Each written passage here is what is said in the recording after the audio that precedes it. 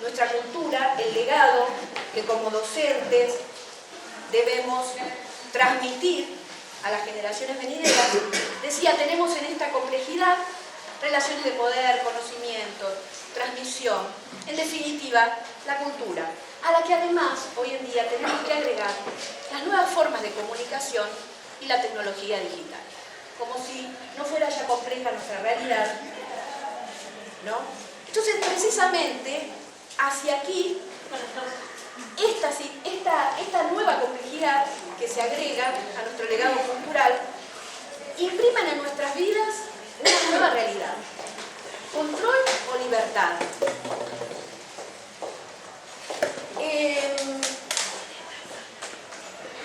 Otro filósofo, y disculpen que haga tanta cita de filósofo, me gusta mucho la filosofía para dar cuenta de los nuevos tiempos a los que estamos atravesando, Michel Serret, se refería a la nueva generación, no como una nueva generación, sino como una nueva forma de relación en las nuevas generaciones. Se refería un poco con ternura con el término pulgarcita, porque él tiene nietos y veía que sus nietitos se manejaban con los 2 pulgares manejando los mensajes y los celulares. Y dice, esto genera una nueva forma de pensar y de estar en el mundo. No es un simple acto mecánico, ¿no? Sino que representa estos nuevos formatos comunicacionales y una nueva forma de acercarnos a la realidad. Entonces, yo creo que, y esto es una opinión muy personal, la disertación que vamos a tener hoy aquí con nosotros, en este libro que va a ser su presentación, nuestro invitado nos invita a reflexionar sobre algunas de estas cuestiones, más allá de las cuestiones técnicas o académicas sobre comunicación, que no domino, no es mi área, pero intuyo, creo que nos invita este libro a pensar y a reflexionar sobre estas cuestiones, ¿no? Sobre la libertad, el control, el conocimiento, las nuevas relaciones de poder que esto genera. Así que los invito, cuando puedan hacerlo, que puedan leer este libro. Y ahora voy a presentarlo formalmente, ya después de estas pocas palabras. Tenemos con nosotros a Esteban Magnani. Nació en Buenos Aires en 1973, es licenciado en Ciencias de la Comunicación por la Universidad de Buenos Aires, carrera en la que también se desempeña como docente en la cátedra Principales Corrientes del Pensamiento Contemporáneo.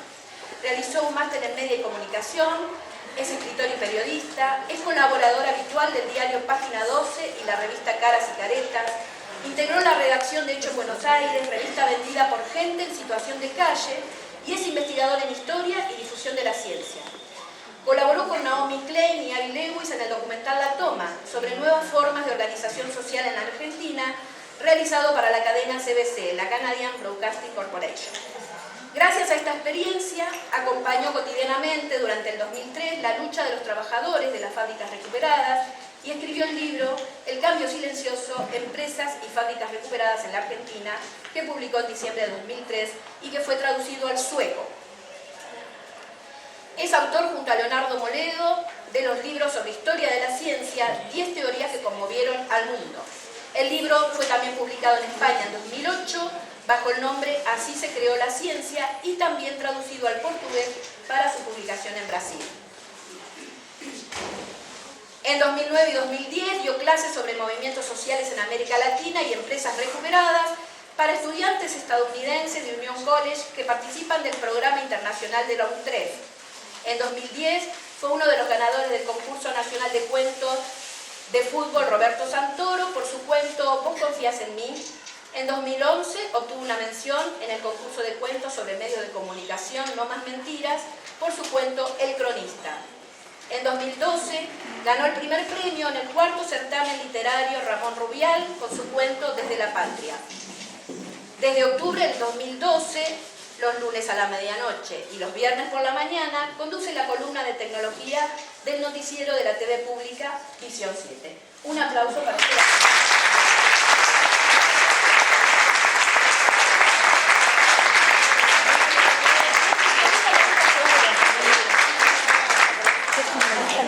Buenas noches. Dice todo eso, pero soy una buena persona. Gracias por estar acá. Siento que ustedes quedan lugares ahí. La idea es que esto sea lo más parecido posible a una charla.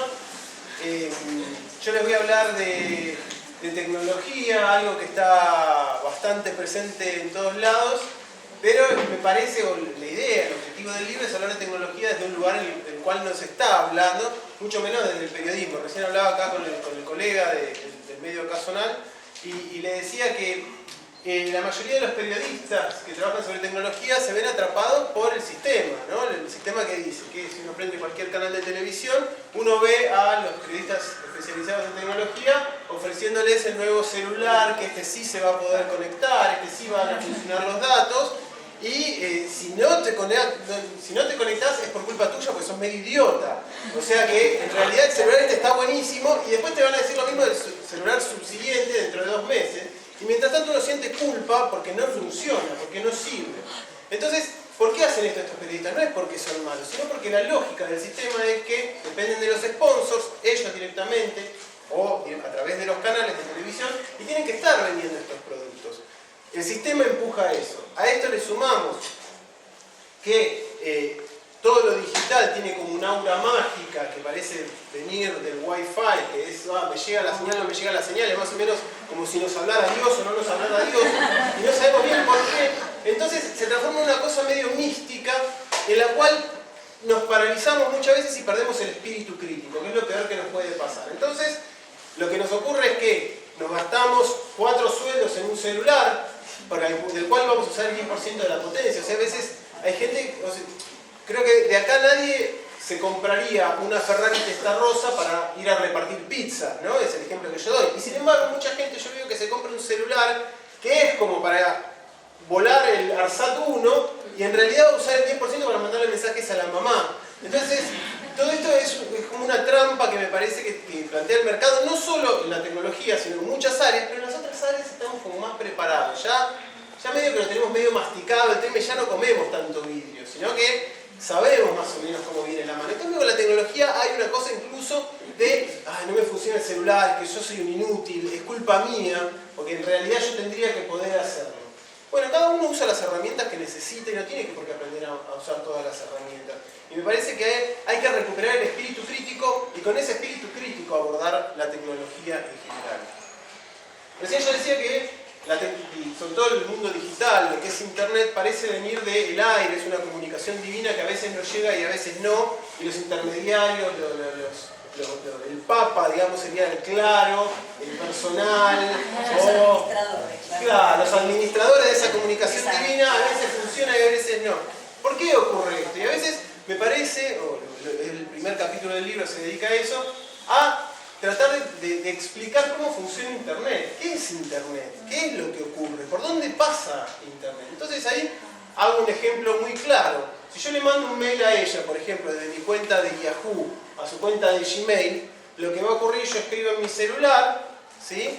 Va a llegar a una de las antenas que esté por acá, eventualmente, ¿no? Si tenemos suerte.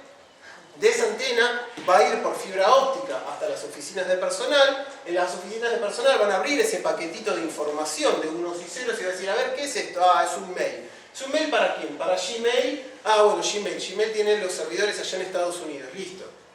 Entonces, el paquetito ese de información va a viajar por fibra óptica hasta las toninas, donde está la salida del cable de fibra óptica que se conecta al anillo de fibra óptica que rodea América Latina. Va a viajar hasta Miami, donde está el Internet Exchange Point, o sea, el punto de intercambio de ese anillo de fibra óptica. De ahí va a viajar, seguir por fibra óptica hasta California, donde tiene los servidores Yahoo. Y Yahoo va a decir, a ver, ¿para quién es esto? Es para la señora que tiene cuenta de Gmail. Listo. Se lo paso al servidor de Gmail, ella chequea sus mails y ese mail... ¿Vieron todo el recorrido que hacía ese primer año? Por eso después no nos llegan los mails tan rápido. ¿Vieron cómo fue? Bueno, y esto que es tan maravilloso, donde está volcada una cantidad de conocimiento y de tecnología alucinante, de obras, de barcos que van tirando esos cables de fibra óptica por los océanos, que aparte son muy pocas empresas que lo hacen, determinan una estructura de Internet. Y cuando hay una estructura, uno ya puede empezar a analizar concretamente qué es lo que está pasando. ¿Qué es lo que está pasando con la información? Bueno, este formato, esta estructura, determina, por ejemplo, que la mayor parte de la información que emitimos, que producimos, que subimos a Facebook, que nos mandamos mails, subimos fotos y demás, aún cuando sea entre vecinos, va a pasar por los Estados Unidos.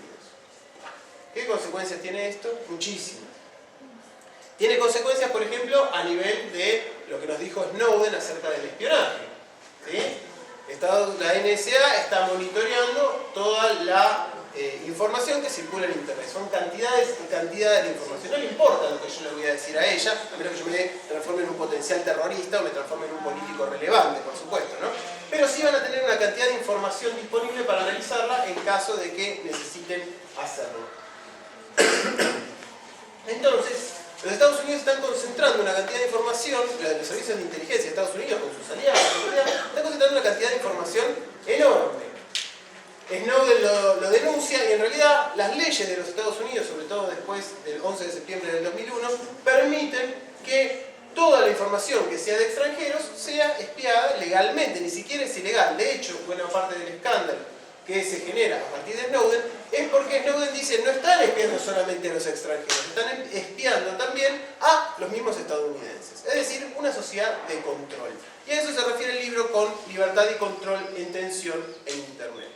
Entonces, esta estructura es muy determinante. Lo que reveló Snowden permitió, por ejemplo, que por primera vez se empezara a tomar conciencia de ciertas cosas, sobre todo a nivel del Estado y a nivel de seguridad. Porque, por ejemplo, entre las revelaciones está que el espionaje llegaba, por ejemplo, al Ministerio de Minería de Brasil y que parte de esa información se la estaban pasando a los servicios de inteligencia canadienses.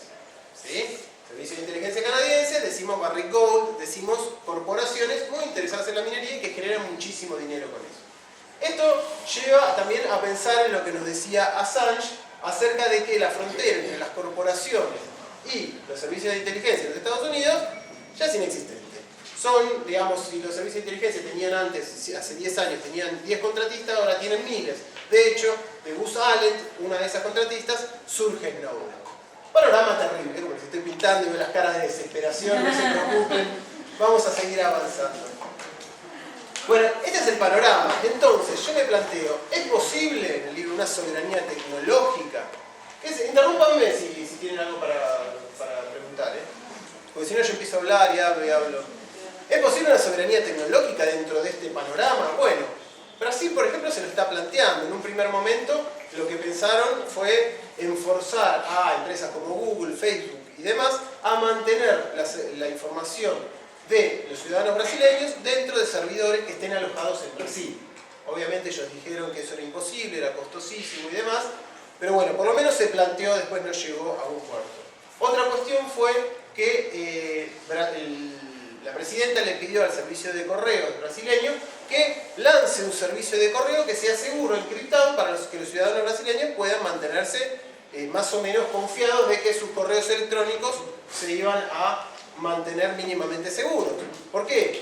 Si uno va, incluso a mí me está pasando últimamente, que tengo que hacer entrevistas a funcionarios del Estado argentino y por más que ellos lo saben, que son conscientes de esto, usan Gmail, ¿sí? Para información que está bien, no es por ahí información de lo más sensible, pero que es información que uno le está dando, no porque alguien necesariamente lo va a leer, pero si llegado el caso lo necesitan, lo van a poder encontrar. La otra medida que tomó Brasil es el cable de los BRICS, que se lo está llamando, que es hacer un tendido de fibra óptica que justamente no pase por los Estados Unidos y que permita conectar a los BRICS. Brasil, pasando por Sudáfrica, India, China y Rusia. Y de esta manera tener un contacto directo que no pase necesariamente por los Estados Unidos, lo cual al gobierno de los Estados Unidos o a las grandes corporaciones no les conviene de ninguna manera. De hecho, en un momento, una de las empresas que tiene estos grandes cables y que controla estos grandes cables de Internet estaba en quiebra y la iban a vender a una empresa, no me acuerdo si de origen de Hong Kong, creo que era, y el gobierno intervino porque consideraba que ese era un lugar estratégico, era tecnología estratégica y no querían perder el control sobre ella. Otro indicio más claro de que las corporaciones, los servicios de inteligencia trabajan juntos para acopiar información. En ese sentido, me parece que es muy interesante lo que está pasando en Argentina, como por ejemplo lanzar un satélite, ¿no? Es un pedacito de un rompecabezas mucho más grande y muchísimo más complejo que eventualmente podría llevarnos hacia cierta autonomía tecnológica que no está nada mal, ¿sí? A mí me parece importante decir estas cosas, no para que nos escandalicemos ni para que nos tiremos de un precipicio diciendo, bueno, es una lucha inútil, estamos totalmente colonizados, sino para entender que hay ciertas matrices de colonialismo que siguen funcionando y que funcionan también en la tecnología y que hay que ser conscientes. No encontramos todavía la solución para todas las formas de colonialismo, pero por lo menos la estamos disfrutando y la estamos cuestionando y las estamos pensando. En tecnología sería bueno empezar a hacer lo mismo. Que cuando un presidente firma o se reúne con empresas como Microsoft o Facebook, uno esté atento mirándolo de la misma manera que miraría que un funcionario público se reúna con, no sé, con Shell o con Lockheed Martin, por decirle algo así.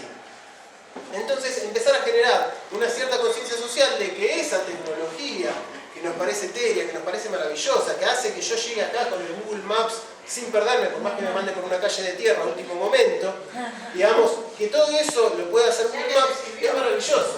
¿Cómo? Claro que me sirvió. Sí, sí, bueno, es que eso es lo otro. Todas esas aplicaciones son fabulosas, son buenísimas. Un amigo mío dice una frase que me pareció inmejorable. El confort es una droga para la cual no hay recuperación. Cuando uno se acostumbra a la comodidad de tener todo centralizado en una misma cuenta, con una sola clave, y que automáticamente ya sepa, vos los martes vas acá, no estás yendo de nuevo a ese mismo lugar y te lo pueda mostrar en el mapa, es súper confortable. ¿Qué se hace frente a esto? Yo no lo sé. O tengo algunas sugerencias, no tengo la respuesta, ¿sí? Tengo algunas sugerencias que, bueno, eventualmente llegaremos a ellas. Pero sí, lo que ocurre es que son muy buenos, hacen aplicaciones muy buenas, y cuando no logran hacer aplicaciones muy buenas, o cuando fracasan, agarran y las compran, se las compran a otros. O sea, YouTube no era de Google. Google le compra YouTube por un montón de plata en su momento. WhatsApp no era de Facebook. Facebook paga $19.000 millones para comprar, para tener... No se sabe bien para qué, ni siquiera tiene un modelo de negocios claro para WhatsApp. ¿Sí? Para base de datos, por lo pronto tiene una base de datos ahí de 500 millones de usuarios que le sirve un montón.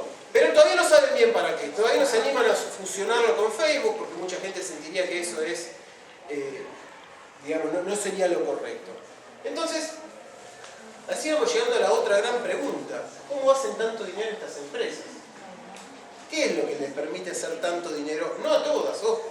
Y muchas perdieron mucho dinero. Twitter hoy en día no tiene modelo de negocios y sigue perdiendo plata. Lo que pasa es que tiene tantos usuarios que dicen, bueno, en algún momento se nos va a ocurrir cómo transformar todo esto en dinero. Van aumentando la cantidad de dinero, pero también le van aumentando los costos, porque tiene sus costos. Entonces, ¿cuál es el modelo de negocio de los que sí están facturando 5.900 millones de dólares en un trimestre, como hizo Google el trimestre pasado? Me dice, bueno, ¿cómo hacen tanta plata? ¿Qué es lo que si me están dando todo gratis? ¿Sí? Yo no pago nada por Gmail, no pago nada por el Calendar, no pago nada por Google Maps, no pago nada por el buscador de Google, no pago nada por Google Maps, no pago nada por Waze, no pago por YouTube, etcétera, etcétera. ¿Cómo hacen la plata? Bueno, el 95% de su dinero viene de la publicidad, en el caso de Google y en el caso de Facebook. ¿Cómo hacen para ponernos publicidad? Cuando nosotros mandamos un mail, si se fijaron en algún momento, ¿no? Cuando uno tiene esta cosa de borrar todo lo que no nos interesa, ya somos como casi... no nos afecta la publicidad, o por lo menos creemos que no nos afecta la publicidad. Ustedes se fijan que le escriben a su tía, ¿te parece si nos vamos de campamento? Y automáticamente van a aparecer publicidades de carpas, campings y demás. Y uno, por ahí nunca les dio bola a eso, pero evidentemente eso ocurre. ¿Qué es lo que pasa? Hay un algoritmo, es decir, una fórmula matemática que busca palabras clave y en base a eso calcula qué es lo que te puede ofrecer porque vos estás interesado en ese tema. Y los algoritmos además van aprendiendo. O sea que si en algún momento vos le escribiste a tu tía que la palabra camping, por ahí probó con carpas, probó con campings, probó con distintas cosas, geolocalizado además, porque saben dónde estás, porque ya saben, evidentemente saben dónde está uno, más o menos por la zona donde vos vivís, y vio que en realidad lo que mejor funcionó son mesitas de camping. Entonces, a partir de ahí va a priorizar las mesitas de camping en los próximos mails de otras personas que manden la palabra camping en cierto círculo de amigos o de ciertos barrios. A partir de ahí van aprendiendo eso. Lo mismo ocurre con Facebook. En Facebook, a ver, vamos a hacer un recorrido un poquito más largo, digamos. En un primer momento, Internet tenía esta cosa anárquica de que todo el mundo producía, todo el mundo hacía páginas en HTML, aprendía a manejar los programitas para subir cosas, y a poco, y los diarios ponían publicidad, seguían con la misma lógica de publicidad, que iban y le ofrecían a los avisadores poner un banner o poner distintas cosas. Entonces, mantenían cierto poder. Pero ¿qué empieza a pasar? Hay ciertas empresas que empiezan a tener muchísimo más poder para manejar y redirigir el flujo de visitantes, de internautas que andan por internet. Los buscadores, sobre todo los buscadores. Entonces los buscadores empiezan a ofrecer, por ejemplo, bueno, si querés aparecer primero en la lista con una búsqueda pagada, podés aparecer más arriba. Empiezan a darte servicios, algunos de ellos con avisos, ¿sí? Pero poco a poco dicen, bueno, ¿qué sería? Alguien se da cuenta de decir, ¿qué sería lo ideal? Porque yo sigo necesitando la nota escrita por un periodista, yo sigo necesitando la película para poder ponerles avisos, sigo necesitando. ¿Qué sería lo ideal para tener contenido sin tener que pagar? Porque yo al periodista le tengo que pagar, al cineasta le tengo que pagar. ¿Cómo puede hacer? ¿Y si la gente trabaja para mí? Y si empezamos, por ejemplo, ofrecemos plataformas de blogs, entonces laboriosamente este que quiere ser escritor, este que quiere ser periodista, este que quiere ser cineasta, este que quiere ser docente, empiezan a escribir trabajosamente en una plataforma de blog donde empiezan a aparecer publicidades. Entonces, de alguna manera, lo que hacen es aprovechar todo ese contenido en función de ello. ¿Cómo funciona un medio tradicional? O sea, yo voy, miro una serie en la televisión y entre medio me aparecen publicidades, supongamos, de lavandina. Cuando yo voy y compro la lavandina, un porcentaje de eso va a pagar la publicidad que apareció durante el programa que yo vi. Es decir, que cuando yo compro la lavandina, le estoy pagando a los actores, al director, a los cámaras, a las luces, a los que hacen las luces y demás, y de esta manera se cierra el círculo. Acá, la plataforma esa tiene un costo bajísimo, una plataforma de blogs, tiene un costo bajísimo en relación a lo que me costaría armar una película y ponerle publicidad al lado. Pero hay una idea todavía mejor, porque mantener un blog no le pasa a todo el mundo. Es muy trabajoso mantener un blog, seguro. No sé si ustedes son de la generación de los blogs, pero aquellos que lo intentaron dijeron, no, yo tengo que poner un post todas las semanas y que esté bueno. Es muy difícil eso, sobre todo si uno lo va a hacer por amor al arte. Digamos, uno en general trabaja, hay gente que puede sostenerlo, pero no es fácil. Entonces, ¿qué viene? Viene el mejor invento de la historia, las redes sociales. ¿Sí? En las redes sociales, Facebook, Google+, Twitter y demás tienen a millones de personas trabajando para ellos generosamente y gratis. Y ellos son los que van embolsando el dinero de las publicidades. ¿Sí? Digo, por ahí, a mí, por ejemplo, yo uso Facebook y me da un servicio importante porque me permite difundir un montón de cosas, que cada vez cuesta más. Ahora vamos a hablar también de eso. ¿Sí? O uso Twitter. Pero ¿qué es lo que van haciendo ellos?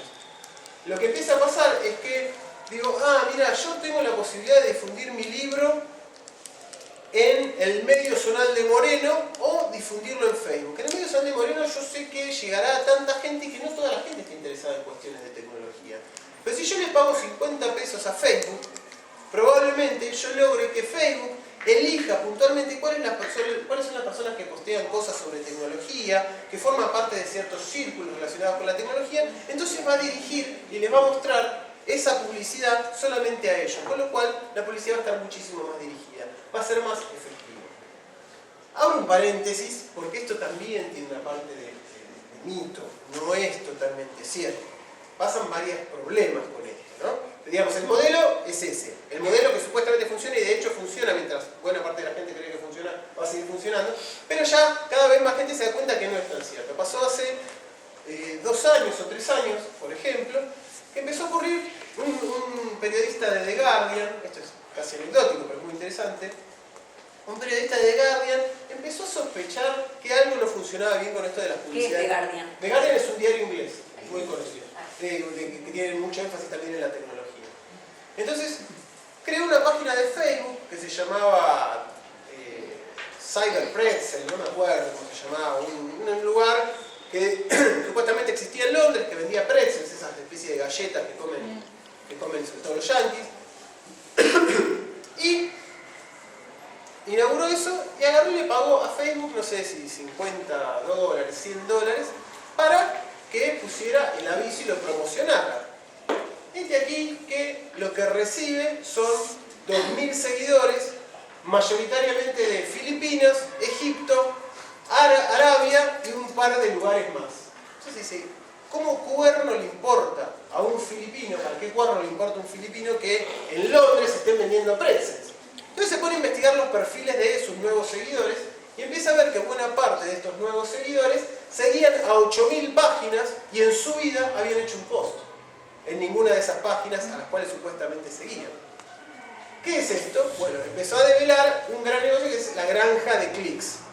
Existen granjas de clics, existen montones de filipinos a los cuales 1000 veces me gusta, les rinde $1 y a ellos les sirve para juntar unos mangos más. Eso no se puede hacer por bots, es decir, por medio de programas que funcionan automáticamente, porque Facebook los detectaría muy fácilmente. Entonces tienen que ocultarse, mantenerse, buscar combinaciones más o menos aleatorias de seguimiento de páginas, como para que no los detecte como bots. Y en parte para hacer eso, en estas granjas de clics, estos trabajadores de los clics, lo que hacen es seguir páginas que son legítimas, que sigue todo el mundo. Britney Spears o algún otro cantante famoso, alguna película muy conocida, y de esta manera logran ocultarse. ¿Qué pasaba? Yo podía, para promocionar mi página, podía pagarle a Facebook o podía pagar un lugar medio espurio, medio tramposo, donde me conseguían estos clics. Es decir, yo puedo pagar, no sé, $10 por 250 seguidores, si lo buscan en internet los van a encontrar, pueden hacerlo fácilmente. Pero este tipo había puesto el aviso en Facebook. Facebook le paga seguidores truchos para que te sigan y de esa manera inflar la burbuja. No, lo que pasaba era que cuando Facebook promocionaba eso, todos estos tipos le hacían clic porque era una forma de ocultar lo que realmente estaban haciendo y por otra parte asociarse con Facebook, que no iba a empezar a denunciar y a dar de baja cuentas que en realidad eran cuentas truchas solamente para poner me gusta. Entonces, a partir de esta denuncia del periodista de The Guardian, es un quilombo eso, ¿no? Si alguien me está siguiendo todavía es un milagro. Lo que hace la denuncia, el tipo este de The Guardian hace que entonces Facebook empiece a ver cuáles son las cuentas truchas de estos tipos que siguen 8.000 páginas. Nadie puede ser fan de 8.000 páginas. Es un mentiroso. Nadie puede seguir 8.000 páginas y nunca haber hecho un post. Lo que hace Facebook es reconocer que cerca del 10% de sus cuentas son truchas. Es decir, que ahí también hay una burbuja que en algún momento va a explotar. Facebook y las demás redes sociales tienen la posibilidad de ir desinflándola de a poco, o tienen la posibilidad de seguir cebándola, porque mientras tanto ganan dinero, porque mucha gente dice, mirá, conseguí 1000 seguidores, conseguí 50.000 seguidores y demás, y que se infla hasta que un punto cuando le estalle le va a estallar en las manos. Pero digo, esto es para desmitificar un poquito también lo todopoderoso de las corporaciones, ¿no? Entonces, tenemos este modelo de las redes sociales en las que se van comiendo la torta publicitaria de todo el mundo. Ellos, desde allá, desde un solo lugar, se van comiendo la torta publicitaria de Moreno, ¿sí? También de los barrios de París, de Sudáfrica, de Namibia, de la India, de donde sea, se van comiendo la torta publicitaria. Es decir, comiéndose un poquitito de cada uno, porque cobran 2, 3 centavos por cada 1000 visualizaciones. O sea, es una cosa escandalosa.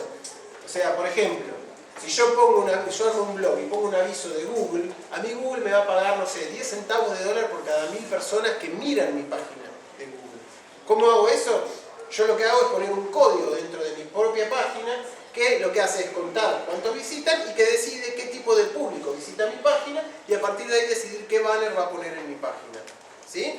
Cuando haya 1000 personas que miraron eso, me va a pagar 10 centavos. Y si 4 personas hacen clic, me pagará 1 centavo más de dólar. Ellos a su vez le cobrarán 8 centavos al avisador que pagó por tener 1000 visualizaciones de esa página. Por eso es tan importante mantener permanentemente el flujo de personas llegando a mis páginas, en las páginas donde yo puedo poner publicidad. Por eso es que me dan tantos servicios gratuitos. No todas las cosas que yo les mencioné antes, todos los servicios tienen publicidad.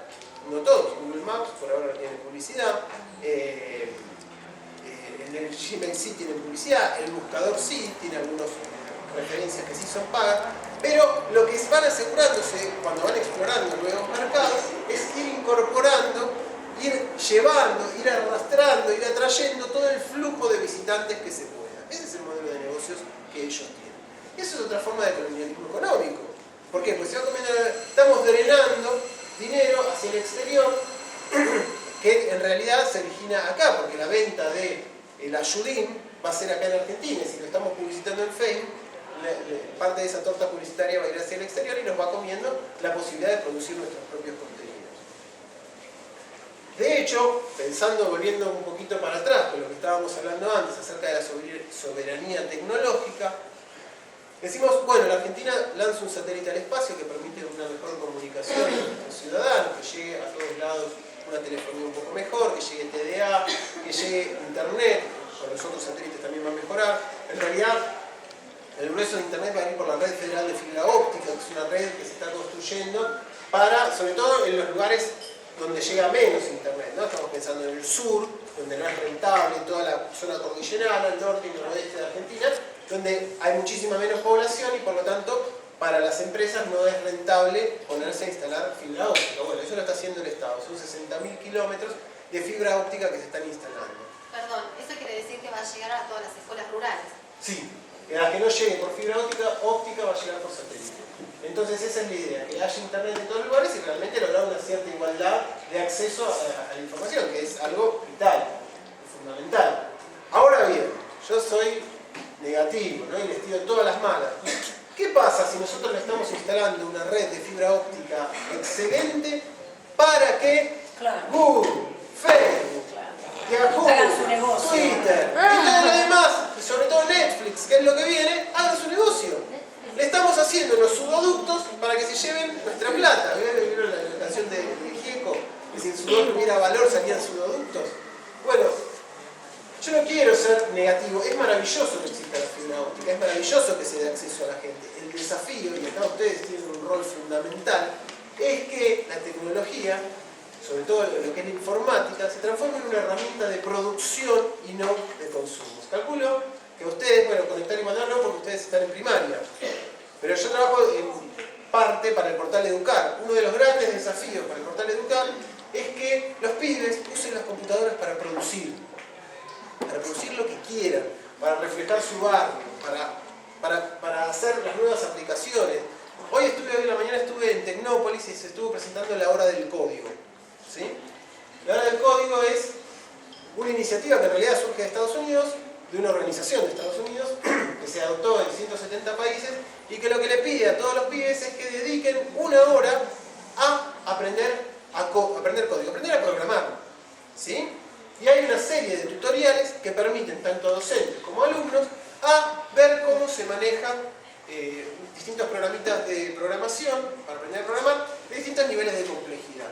Para que eventualmente el día de mañana algunos descubran que esa es su carrera, pero por lo menos los otros tengan una formación mínima como para por lo menos saber cómo es la lógica de un programa de computación. Es decir, también se está pensando en eso, pero el desafío, bueno, obviamente es enorme.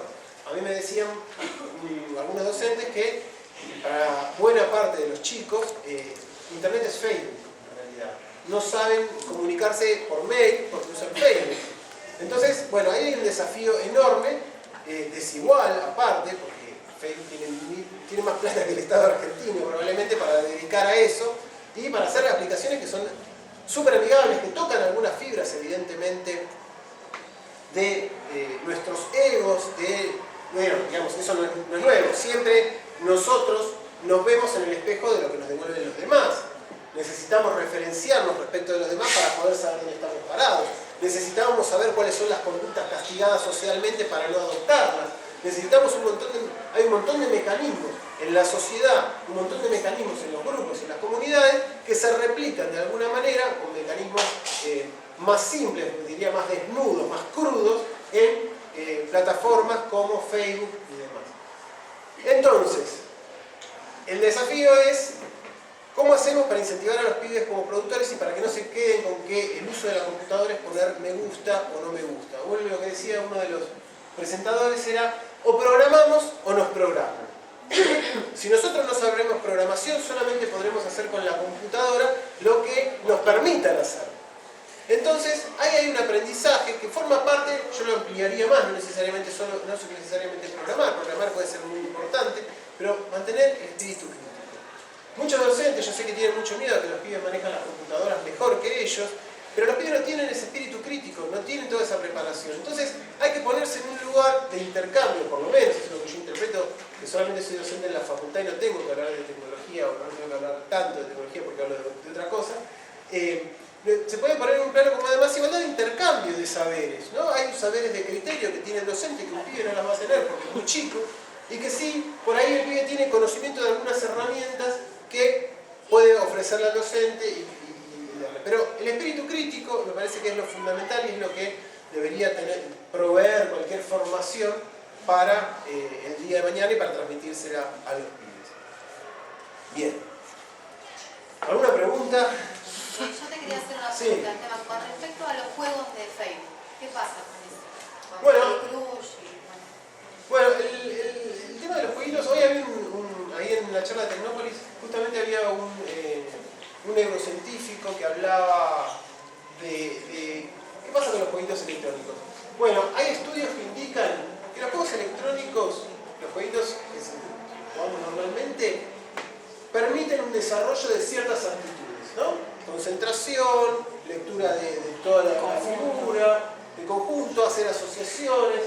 Después que haya comportamientos adictivos hacia esos jueguitos, es un fenómeno que ya existía antes y que sigue existiendo. Es decir, en general, lo que se puede decir es que hay, o por lo menos mi opinión es que hay más continuidades que rupturas con la tecnología. Se habla mucho del bullying, del ciberbullying. El bullying existe desde el mundo. Lo que pasa es que antes no había celulares para filmarlo y mandarlo a los canales de televisión a mostrar cómo le pegan a una chica. ¿Sí? Entonces, ¿hasta qué punto hay una ruptura porque existe el celular y ocurre algo que antes no ocurría? ¿Hasta qué punto la tecnología simplemente permite mostrar algo que ocurría antes y que ni siquiera estaba problematizado en algunos casos? Por ahí hace 50 años el bullying formaba parte del folclore y nadie se preocupaba, y ahora está problematizado. Entonces, con eso se hace visible. Si a eso le sumamos las tecnologías que producen la viralización y la necesidad de los medios de comunicación de generar noticias con impacto, bueno, es un combo letal que parece que estamos en una guerra civil. En las escuelas, y no es así, yo creo que no es así. Entonces, me parece que ahí hay que tomar. Después que haya conductas adictivas, eso también existía antes. Puede existir con un jueguito de computación o puede existir con otras cosas. ¿Sí? Un pibe se queda mirando tele 18 horas por día, o que un pibe, no sé, consume algo. ¿Sí? Entonces, en ese sentido, no me parece que necesariamente sean dañinos. Hay juegos, bueno.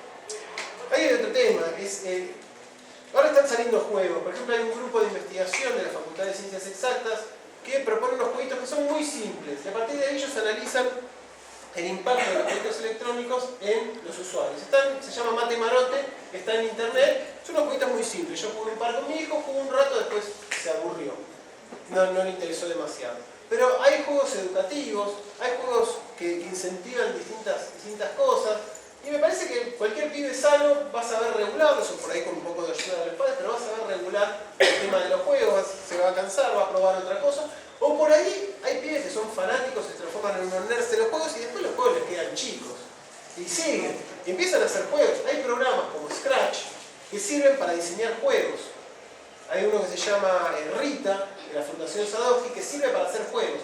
Uno de los ganadores del concurso, que es el concurso Dale a Aceptar, del año pasado, estaba hoy, y los pibes habían hecho un juego súper complejo, y hoy en día uno de esos pibes estaban estudiando informática, ciencias de la computación en la universidad. Es decir, jugar a los jueguitos no necesariamente va a hacer que seas un genio de la informática, pero es una puerta más que se abre. Ahora, que los padres usen los jueguitos para mantener aplacado al nene, bueno, eso ya es otro problema, ¿no? Que es un problema que podríamos tener con muchas otras cosas. Pero el problema ahí no es la tecnología en sí.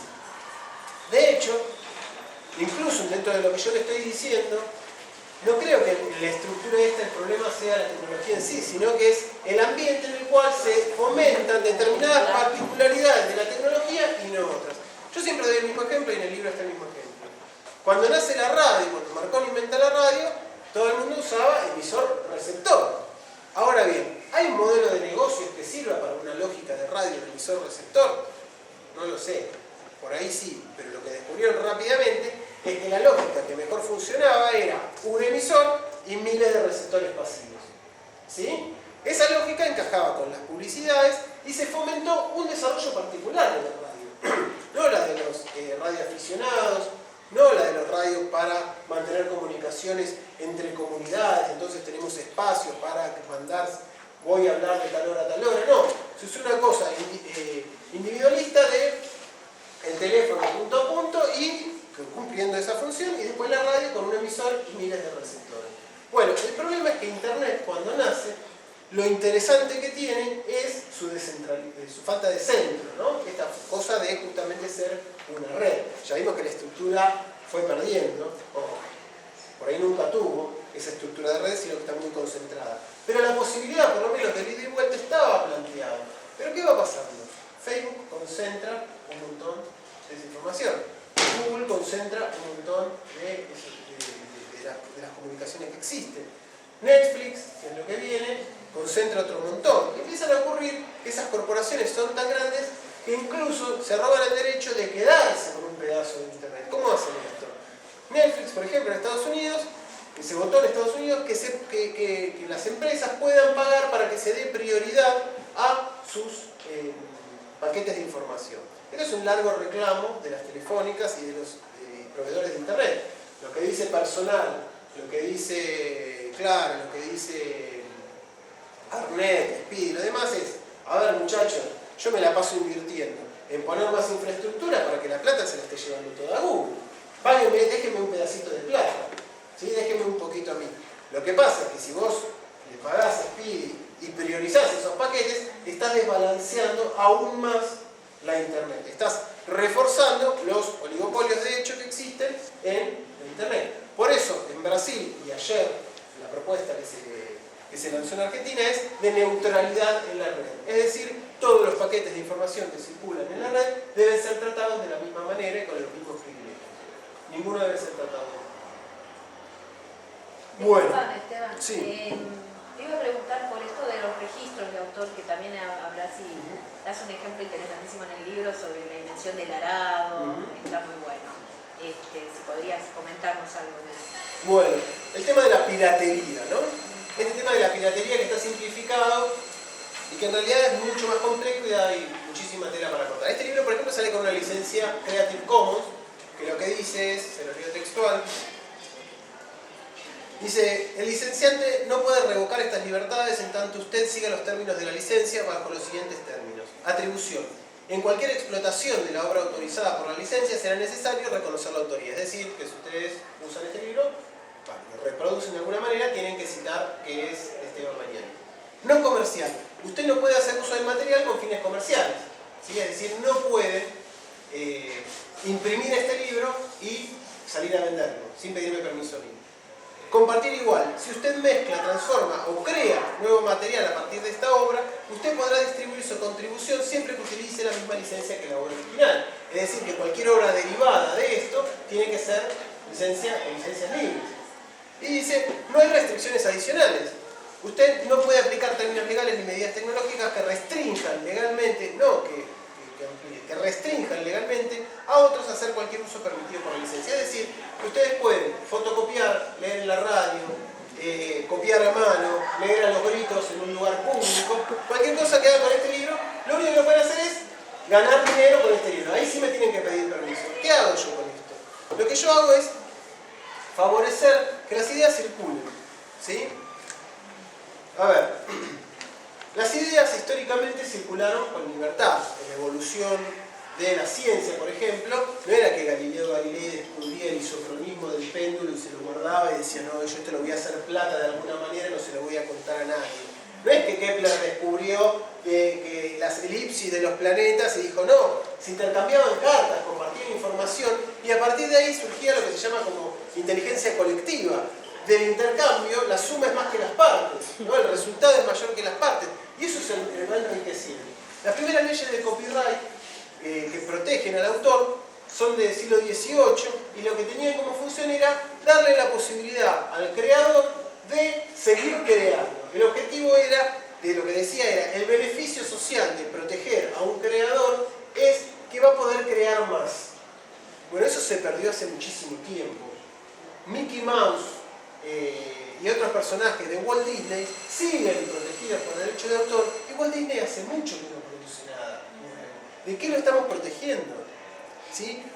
Para lo que sirven en buena medida las leyes de copyright de hoy en día es para garantizar la renta sobre una propiedad que en realidad ya tendría que haber sido liberada. Hay una cuestión que es muy clara. Si yo le robo la cartera, que justo la está agarrando, a ella le falta la cartera. Si ella me dice una buena idea y yo se la cuento a alguien, a ella no le falta esa idea. Entonces, decir que robar un auto o robar o copiar una película es lo mismo, no es exactamente lo mismo. Partamos de esa diferencia, ¿sí? Después que hay que encontrar un modelo de negocio. O sea, la única forma de impedir la copia digital es generando artificialmente limitaciones, porque te voy a perseguir, porque le pongo DRMs a los archivos, porque los bloqueo de alguna manera, porque persigo la piratería, entre comillas, ¿sí?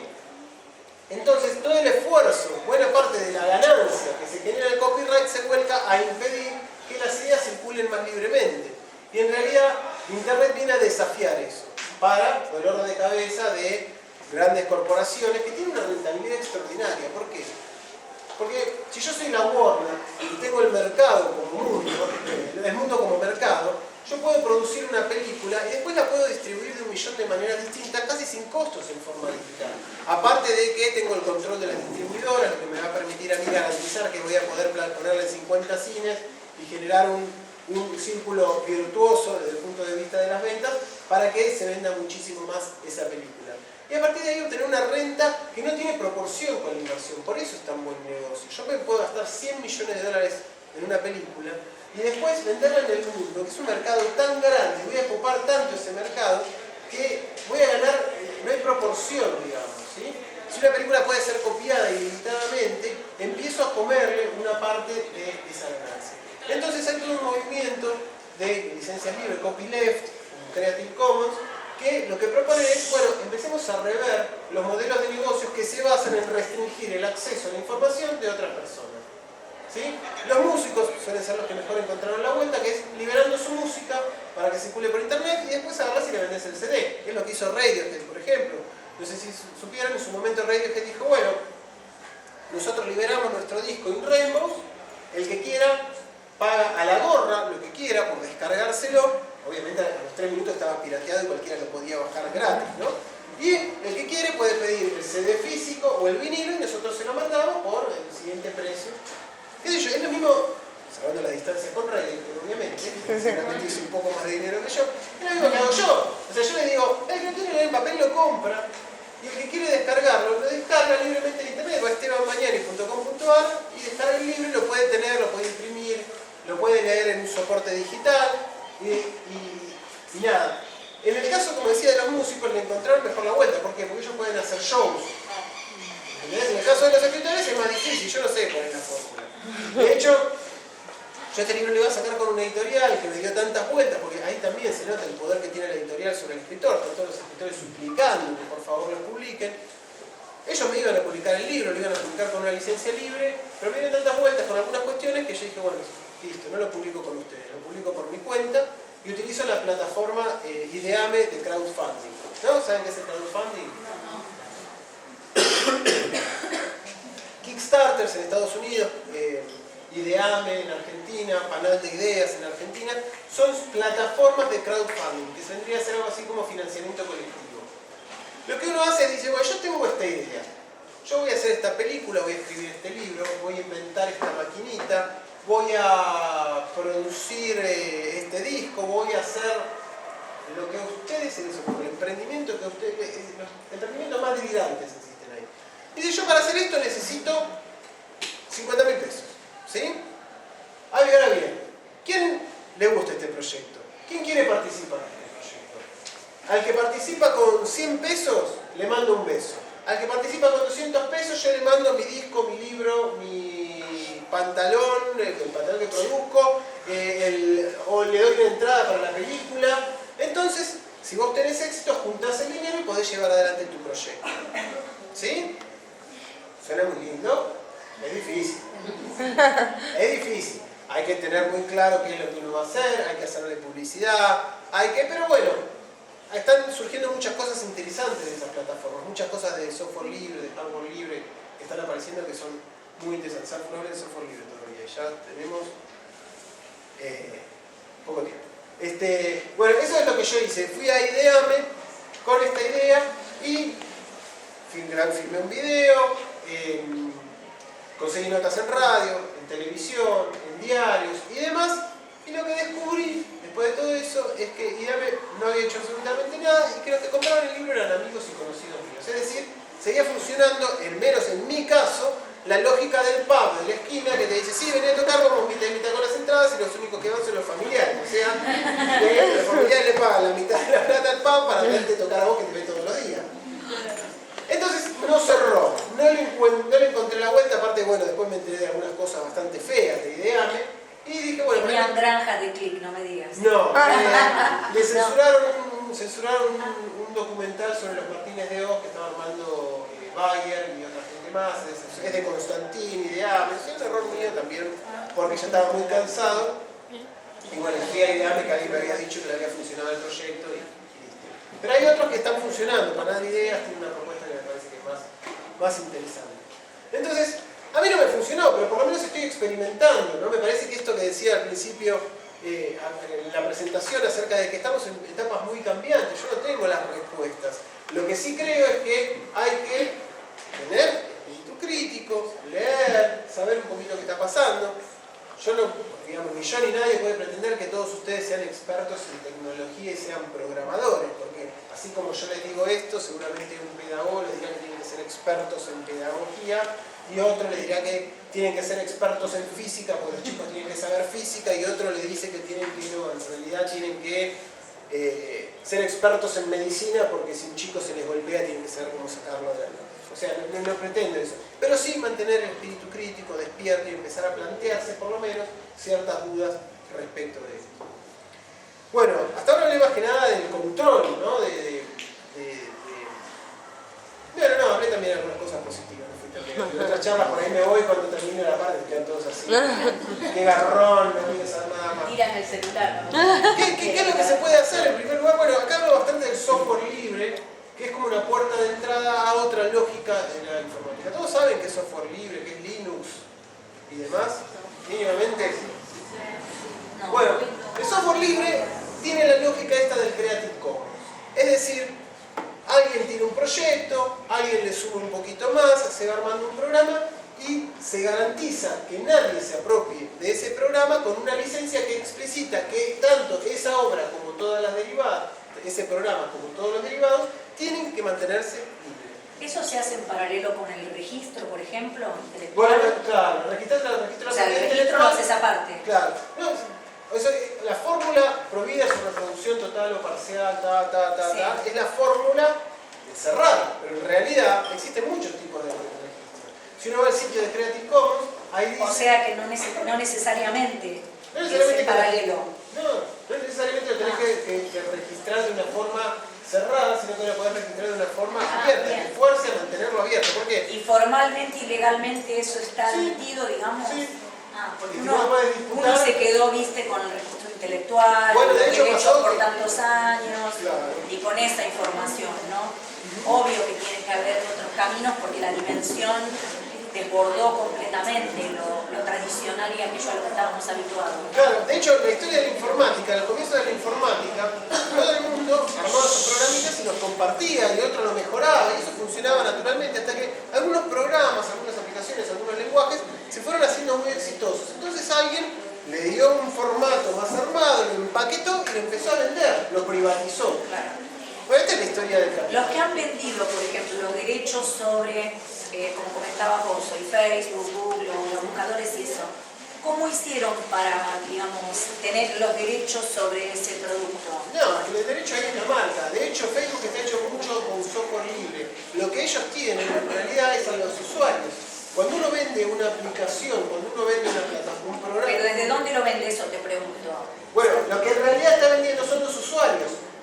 El producto son vos, digamos. El producto es uno. Está bien, pero Por eso es que WhatsApp el parece... producto también son los otros, pero no es lo mismo que sea de Florencio, que lo venda Florencio, que lo venda yo. No, ¿Quién no, le da no. derecho a venderlo a Florencio y no a mí? Mañana nosotros armamos un Facebook, ¿sí? Usamos todo el código de Facebook y armamos exactamente la misma plataforma. No va a venir ni el loro. Ah, bien.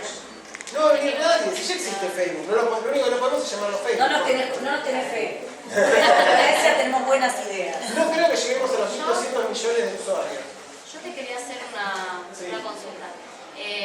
Vos mencionabas sobre algo sobre WhatsApp y quería que lo comente si hay muchos que no leyeron el diario o el libro, perdón. Que Facebook compró WhatsApp por 19.000 millones de dólares. Claro. ¿Qué compró? Un programita bastante rudimentario, está bien, lo usan cerca de 500, 600 millones de personas con 2.800 millones de mensajes por día, o sea que hay una estructura más o menos bien armada, y 50 tipos que se dedican a administrar eso. Por eso Facebook pagó 19.000 millones de dólares. O sea, el ARSAT creo que costó 250 millones de dólares. ¿Cuántos satélites ARSAT se pueden hacer con eso? Entonces, ¿qué es lo que está pagando? Está pagando por los usuarios, porque la aplicación en sí no tiene un costo proporcional a esa cantidad de usuarios. El tema es después cómo monetizás, cómo transformás el dinero a esos usuarios. Por lo pronto ahora Facebook tiene el número de teléfono de 600 millones de tipos. Se sabe que Internet se va a mover cada vez más hacia los teléfonos. ¿Cómo van a hacer en algún momento para asociar Facebook y WhatsApp? Bueno, lo que todos estamos esperando a ver cómo lo hacen. Seguramente lo van a hacer de una manera irresistible. ¿Sí? Pero Por esto es que es gratis también, ¿no? por esto es que es gratis, pero es que todo, o sea, a ver, la lógica abierta es muy turro, porque yo todavía estoy tratando de hablar de lo bueno de la lógica abierta, y ahora le voy a hablar ya de lo malo de la lógica abierta. Pero, o sea, ¿qué hace Apple cuando lanza el phone, el iPhone? El iPhone. Cuando lanza el iPhone, ¿qué hace? Genera un aparato que viene cerradísimo, hardware y software. ¿Sí? Un aparato cerradísimo se lo podés comprar a ellos y si no, no se lo compras a nadie. Y encima es carísimo. En el mismo momento que lanza ese producto excelente para su época y carísimo, genera un nicho enorme de insatisfechos. Todos los que no se pueden pagar ese iPhone. ¿Qué hace Google? Muy inteligentemente. Dice, esto está buenísimo. Agarra y compra Android, que era una empresita chiquitita, lo mejora muchísimo y le dice, Motorola, Lenovo, todas las Nokia, ¿quién quiere usar Android? Yo se los regalo, úsenlo que es software libre. Ahora el Android te trae todas las aplicaciones de Gmail, si no lo usas, te trae Google Maps, te trae el Calendar, te trae todo. ¿Y qué están haciendo? Motorola, o sea, de alguna manera Motorola, personal, todos están trabajando para Google. Usan el software libre para entrar. Entonces, Facebook lo que hacía era, bueno, sí, publiquen, crear tu página, así promocionás tu negocio, está buenísimo. De hecho, si ustedes se fijan, los algoritmos de Google cada vez más van cerrando al que no paga. Y a poquito lo que van a hacer es que solamente te van a ver aquellos muy cercanos, a menos que vos pagues para que los demás te vean. ¿Sí? Twitter, que lo interesante de Twitter es que publica todo lo que la gente va, o sea, en tu timeline aparece todo lo que ponen los demás, todas las personas que vos seguís aparecen en tu timeline. Bueno, Twitter va también a hacer un algoritmo donde va a priorizar determinados contenidos y otros no, para poder empezar a cobrar porque tu contenido, porque tu producción aparezca en todos los lugares. O sea, el poder de los algoritmos esos es enorme.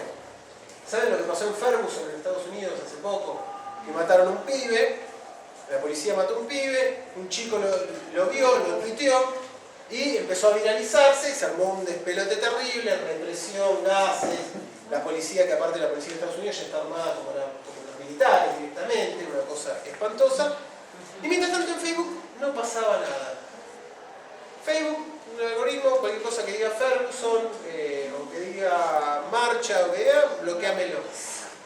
O O sea, tienen un poder de información, de control sobre la información que es enorme. Es lo mismo que el caso de Belén Rodríguez versus los buscadores. ¿Vieron lo que pasó en el fallo de la Suprema Corte de Justicia? ¿Qué es lo que dicen los buscadores? Bueno, Belén Rodríguez es una modelo que en determinado momento de su carrera, hace como 10 años, ya no sé cuántos, 7 años creo que son, empezó a ver que si ponía su nombre aparecía asociada a sitios de pornografía y de prostitución directamente. Cuando vos entrabas a esos sitios, te instalaba un malware que era, bueno, nada, se te metía en la máquina y te generaba problemas. Pero ella no le hace una denuncia a los que habían puesto esas páginas, sino que le hace una denuncia contra los buscadores Yahoo y Google. ¿Por qué? Porque dice, yo contra estos tipos no puedo, porque son como hongos, donde los cerrás uno, abren otro y se generan automáticamente. Google tiene el poder de derivar mi nombre hacia... Claro, eso. de bloquear que no vaya nadie, que busque verlo y no vaya hacia todos esos sitios. Entonces Google dice, paren muchachos, nosotros somos como los bibliotecarios. Nosotros, o sea, Internet es una gran biblioteca, nosotros somos bibliotecarios, pero lo que diga en el libro de allá que es racista o lo que diga en el libro de allá que habla bien de la pedofilia no es nuestra culpa. Nosotros solamente derivamos, somos un mapa, no me pueden castigar a mí, no pueden matar al emisario. Bueno, a diferencia de lo que ocurrió en Europa, en este caso se le dio la razón a Google y dijo no se puede culpar a Google, no se puede culpar, lo cual es razonable de alguna manera, porque ellos no son los responsables. Y aparte hay otro principio que es el de la libertad de expresión que entra en colisión y que está bien que todos los contenidos tengan los mismos derechos de prosperar. Después que haya una denuncia porque hay un sitio que promociona la pedofilia, igual estamos todos de acuerdo, pero tiene que intervenir un juez. Porque si yo le digo a Google, no, si pagarle una indemnización a esta mujer, Google el día de mañana en prevención va a agarrar y va a entrar a cerrar páginas por si acaso para que no le vengan con una indemnización después. Entonces, el derecho a libertad de expresión me parece que está bien usado. Ahora bien, decir que Google es un bibliotecario es un poquitito ingenuo. Porque Google es el bibliotecario de la biblioteca. Entonces, que ellos cambien un poquitito así un algoritmo es determinante para que vos existas en el mundo o dejes de existir. El mes pasado, la empresa Softonic, que es una empresa que ustedes habrán descargado algún programa de Softonic, echó la mitad de su planta, echó la mitad de sus empleados, 200 empleados. Aparte ella en el primer momento había dicho como que si se dejaba de pasar eso ya no seguía con el juicio. Igualmente ellos siguieron negándolo. Claro, ellos así que porque no querían que haya el antecedente de claro, si no tiene que venir un juez a decirle que claro. En el caso de la Jazmín de Gracia, hubo una orden judicial y ahí sí lo bajaron porque si no seguían apareciendo las fotos de la chica muerta. Pero en este caso, Google cambió un algoritmo de búsqueda un poquitito y Softonic empezó a tener la mitad de visitantes que los que tenía antes. Empezó a entrar muchísima menos plata y echó la mitad de su planta. O sea, el poder que tienen estos muchachos es escandaloso para determinar la vida y la muerte de cualquiera. Entonces, volvamos para allá, ya estamos cerrando. Sí, una última cosita que me parece interesante, porque el software libre lo que dice es, bueno, el conocimiento es colectivo. Si nosotros hacemos por ejemplo, ¿no? Hacemos un software para administrar escuela, entonces vos le pagás a una empresa para que te desarrolle ese software, o comprás un software de Microsoft o Oracle, ¿no? Y lo comprás, viene el paquete, te lo instalan acá, si mira, yo necesito que me cambies, mira, eso tiene otro precio, ¿no? Bueno, está bien, te lo pago, me lo modificás un poquito, pero mira, yo quiero hacer tal cosa, y mira, yo te tengo que cobrar $5.000. No, pero a ver, le pregunto a mi primo que es programador si él me lo puede modificar, y no puedo, es un paquete cerrado, yo no puedo acceder al código, y aparte si accediera, estoy violando la ley, porque eso es un paquete privativo. Ahora bien, el instituto de acá al lado, de acá a 5 kilómetros, quiere un software y se lo tiene que volver a comprar a Microsoft ahora o al que sea. Estamos recomprando la rueda 1 y 1000 veces para hacer lo mismo. O le paga a alguien para que desarrolle de nuevo el software que después va a estar empaquetado, va a estar cerrado y que nadie lo va a poder modificar, salvo que sea la misma empresa que vos contrataste. El software libre lo que dice es, bueno, a ver, ¿qué programas de administración de software libre existen que más o menos hagan esto? Listo, este existe. Este tiene una licencia libre, yo puedo usarlo siempre y cuando mi obra derivada sea también libre. Entonces lo modifico. Y te dice, ¿te sirve? No, modificámelo así, así, Bien, lo dejamos funcionando. Viene otro instituto y dice, che, ese software que tenés vos está buenísimo, ¿no me lo das? Sí, dale. Bueno, pero no sé cómo implementarlo. Mira, contratá a estos pibes o a los que a vos se te cante, o a tu primo, o a tu sobrino, e instalalo y adaptalo a tus propias necesidades. Entonces, no se tiene que reinventar la rueda artificialmente, simplemente por leyes de copyright, sino que se va incrementando y va mejorando el conocimiento disponible para todos, y lo que se paga es el trabajo. ¿Sí? Si a mí me pagan por mi trabajo, a ver, si a mí me pagan por hacer un pozo acá, a mí me pagan por mi trabajo. No es que después cada vez que alguien mueva la tierra me tiene que pagar derecho de renta por mover la tierra esa. ¿Sí? Si alguien construye un software, ¿por qué tiene que seguir vendiéndolo? Si probablemente está nutriéndose de un montón de otra información de los demás, lo tiene que seguir vendiendo hasta el infinito. ¿Sí? Entonces, el software libre lo que tiene de bueno es que uno puede tomar cosas, mejorarlas y volver a compartirlas. Y lo que se reduce es la cantidad de renta extraordinaria que va a recibir alguien, y aparte se genera trabajo local. El Windows es cerrado, es privativo. Si yo me pongo un Windows pirata, me estoy instalando, estoy cuidando la ley y no estoy sabiendo qué es lo que hace con mi máquina. Montones de lugares, de organismos del Estado, porque es un paquete cerrado. Yo no sé lo que hace Windows. Entonces, si yo estoy en el Estado, no puedo manejar información sensible con un sistema operativo que no sé qué es lo que está haciendo con mi información. Bueno, existe un sistema operativo que se llama Linux, que tiene muchas distribuciones distintas, es decir, justamente, como cada uno lo modifica, se hacen adaptaciones. Existe Debian, existe Ubuntu, existe Fedora, existe Mandrake, ahora existe Wayra. Wayra es la distribución que viene en las computadoras de Libertad e Igualdad, que es un Linux, es un Debian retocado, que aparte da mucha más confiabilidad porque no está pensado para venderte cosas y ponerte publicidades, sino que está pensado para que funcione. ¿Sí? Entonces no te pasa, yo tengo un Ubuntu instalado hace 5 años y sigue funcionando. No tengo todos los años que reinstalarlo como me pasaba cuando tenía Windows, que se me llenaba de basura, que en el arranque me iba comiendo la memoria porque todos querían atraparme para que usara el software de la maquinita de fotos que me compré el año pasado, el software de la maquinita de fotos que me compré este año, sumado al software que me trae el celular, el que me bajé por error de tal sitio y demás que me van haciendo que la máquina sea cada vez más lenta, y yo terminé comprándome una máquina nueva porque pienso que no, lo que pasa es que la máquina esta ya no funciona más. En cambio, con el Linux tengo 5 años la misma máquina que funciona perfectamente y no tengo ningún problema. Porque la máquina está pensada para cumplir su función y no para venderme cosas y para obligarme dentro de 2 o 3 años a comprar una máquina. Bueno, este modelo, hay gente que piensa que puede llevarse a muchísimas otras cosas. Existe el hardware libre. Existe un montón de diseños de hardware libre para generadores eólicos, tractores, computadoras y demás que poco a poco van ganando más espacio. Hace poco estuve en Ecuador dentro de una conferencia que se llamaba El Buen Conocer.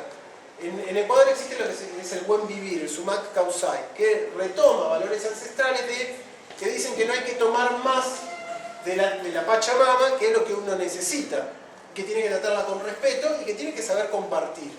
Entonces lo que dicen ellos es, esto encaja perfectamente con la lógica hacker en el buen sentido, del software y el hardware libre. ¿Por qué? Porque yo no tengo que reinventar la rueda cada vez. Entonces lo que dicen en Ecuador es, nosotros podemos saltar la brecha digital, no comprando licencias de otros países que nos van a mantener esclavos. O sea, yo quiero modernizar el sistema de los hospitales del Ecuador. Voy a comprarles todas las máquinas a Alemania y dentro de 5 años les voy a volver a comprar las máquinas a Alemania y dentro de 10 años les voy a... Y cada vez que tengo un problema voy a tener que llamar a los técnicos alemanes para que me arreglen la máquina. Bueno, ¿por qué no empezamos? Está bien, probablemente con un tomógrafo computado de hardware libre no podamos, pero empecemos de a poquito. Empecemos a agarrar los planos que existen para los tractores, ayudemos a las pymes a desarrollar tractores con esa base, mejorarlos y volver a compartirlos. Y en otros países del mundo se hace lo mismo, alguien pondrá un poquito más de inversión en desarrollar tractores, otro pondrá un poquito más en desarrollar satélites y otro pondrá un poco más en desarrollar distintas cosas. Existen satélites libres, los CubeSats, los nanosatélites son de hardware libre. Entonces, de esa manera no hay que estar reinventando desde cero cada una de las cosas, sino que saberse acumulando y compartiendo. Eso es una propuesta que me parece que está buenísima. Obviamente, el desafío político es enorme, ¿no?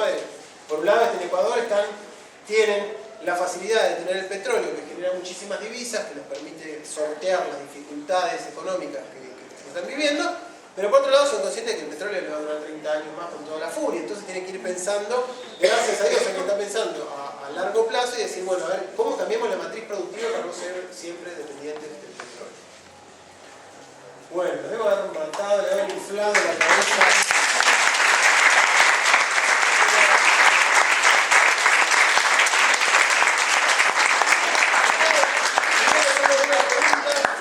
Alguno estamos con Bueno, escaso ¿es tiempo. bueno o es malo ponerme otra? Me quedo la duda. Tenemos 10 minutitos, así que bueno. Bueno, es que... Sí, pero críticamente. A ver, ¿es bueno o no es bueno andar en auto? ¿Es bueno o no es bueno? ¿Es pensado? ¿Es bueno o no es bueno? Todos sabemos que el auto es una porquería. Nosotros somos una porquería, produce una contaminación enorme. Para transportar a una persona estamos... Está bien, pero son re cómodos, ¿viste? Son re cómodos. Es necesario. Entonces, ahora tenemos Facebook y nos acostumbramos y es simple. Pero seamos conscientes de que es una participación súper mezquina y limitada. Es decir, me gusta o nada. La única opción es me gusta.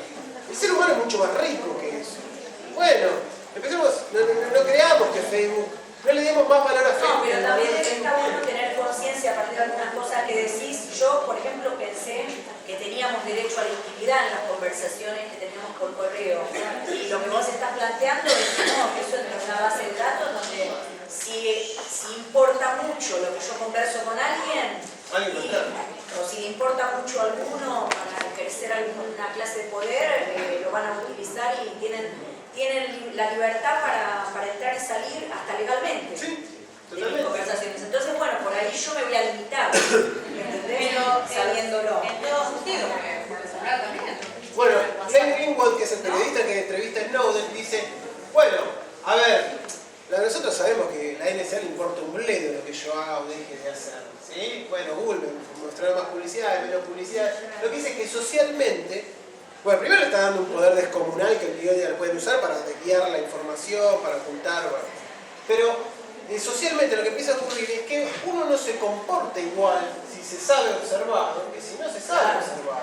Uno empieza a utilizar muchísimo más la autocensura.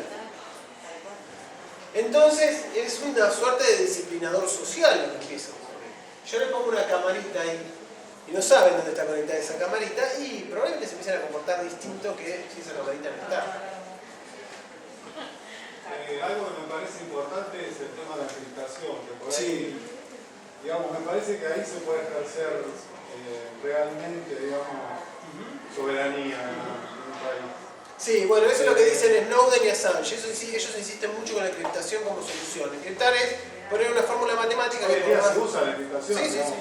las comunicaciones son encriptadas, el tema es que ellos tienen la clave. Sí, bueno, de hecho yo entrevisté a un especialista en criptografía argentino y lo que me dice es la criptografía, las fórmulas para encriptar información eran consideradas armas de guerra, no se podían utilizar libremente. Y en Estados Unidos empiezan a liberar distintos sistemas de encriptación a partir de determinado momento y cuando son muy cortitos, o sea, cuanto más compleja es el sistema de encriptación, más difícil te puede llevar 250 millones de años por fuerza bruta llegar a detectar qué era lo que decía ahí realmente. Entonces empiezan a liberar los distintos sistemas cuando ellos ya encuentran la forma de romperlos, ¿sí? Entonces todas las transacciones en un determinado momento se dieron cuenta en otros países que el sistema de encriptación que ellos estaban usando en realidad en Estados Unidos ya lo habían roto y les dicen, pero muchachos, esto tiene que ser seguro, ¿cómo puede ser que no nos estén dando un sistema que sea seguro? Bueno, yo me tengo que ir, me tengo un compromiso que me cambió, pero bueno, les agradezco mucho. Ustedes son los que están en la trinchera, yo les tiro el fardo, ustedes verán cómo educan a los pibes de mañana para que sean inteligentes, programadores, excelentes personas, generosos, solidarios y demás. El problema ya es de ustedes, me quedo mucho más tranquilo. Pero bueno, me parece que está buenísimo para mí venir a dar la charla, porque ustedes son los que están ahí en la trinchera, digamos, ¿no? Están ahí, así que para mí es un honor hablar con ustedes. Muchísimas gracias.